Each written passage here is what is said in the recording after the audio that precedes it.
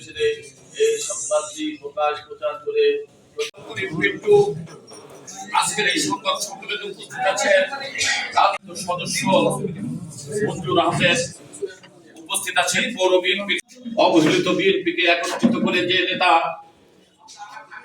কাজ করে তার প্রতিবাদে আমাদের জেলা বিএনপির সম্মানিত সদস্য স্বেচ্ছাসেবক দলের সম্মানিত যুগ্ম আহ্বায়ক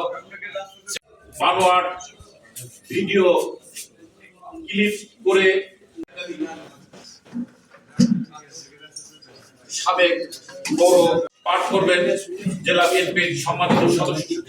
অ্যাডভোকেট কামরুল আলম করেছে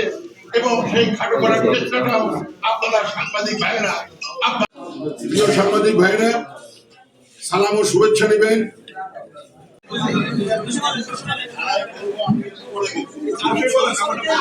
রাজনৈতিক নেতা হিসাবে দীর্ঘদিন কর্মকাণ্ড পরিচালনা করার ভাইরা, আমরা দায়িত্বহীন কণ্ঠে উল্লেখ করছি যে রাজবাড়ী একটি কুচক্রী মহলের নানা ষড়যন্ত্রের অংশ হিসাবে সাম্প্রতিক সময়ে জনাব হারুন আর রশিদ সাহেবের একটি বক্তব্যের খণ্ডিত ভিডিও চিত্র সামাজিক যোগাযোগ মাধ্যমে ছড়িয়ে দেওয়ার ঘটনার তীব্র নিন্দা ও প্রতিবাদ জানাচ্ছি। যারা এই কাজটি করেছেন